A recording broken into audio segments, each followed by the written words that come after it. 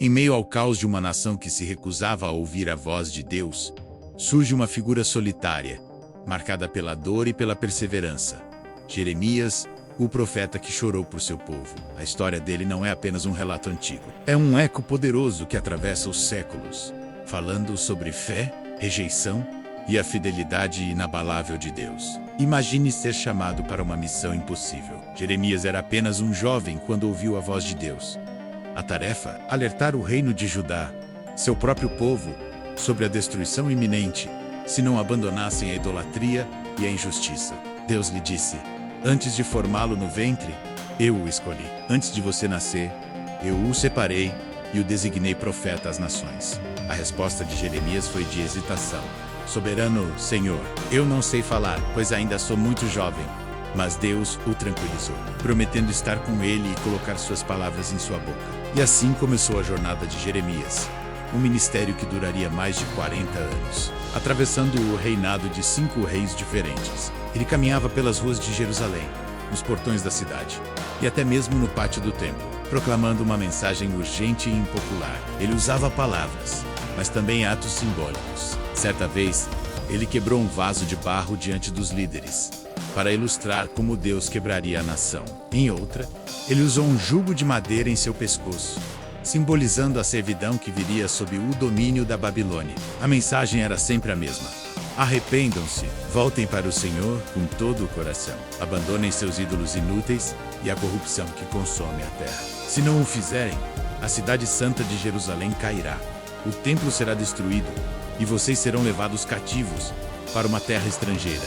Mas como o povo reagiu? Com desprezo e hostilidade. Eles se agarravam a uma falsa segurança, dizendo: o templo do Senhor, o templo do Senhor, este é o templo do Senhor. Nada de mal nos acontecerá.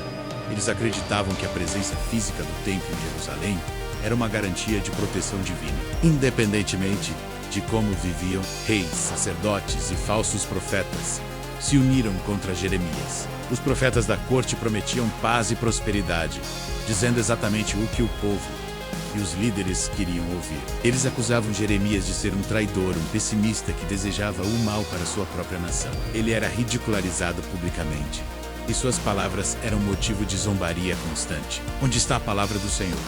Que ela se cumpra. Eles desafiavam. A solidão de Jeremias era profunda. Ele se sentia como um cordeiro levado ao matadouro, com todos conspirando contra ele. O sofrimento de Jeremias não foi apenas emocional.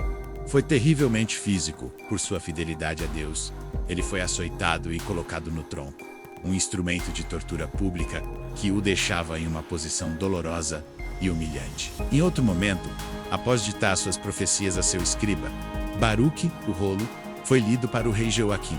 Em um ato de desprezo total, o rei cortou o rolo com uma faca e o atirou no fogo, ordenando a prisão de Jeremias e Baruque. Talvez o ponto mais baixo de seu sofrimento tenha sido quando, durante o cerco final de Jerusalém, ele foi acusado de desertar para os babilônios. Sem qualquer prova, ele foi preso e lançado em uma cisterna vazia, um poço profundo e lamacento.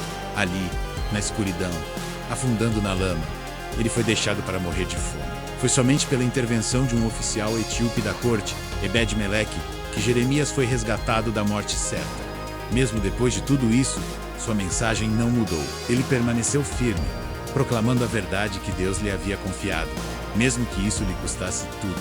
E então, o dia terrível chegou.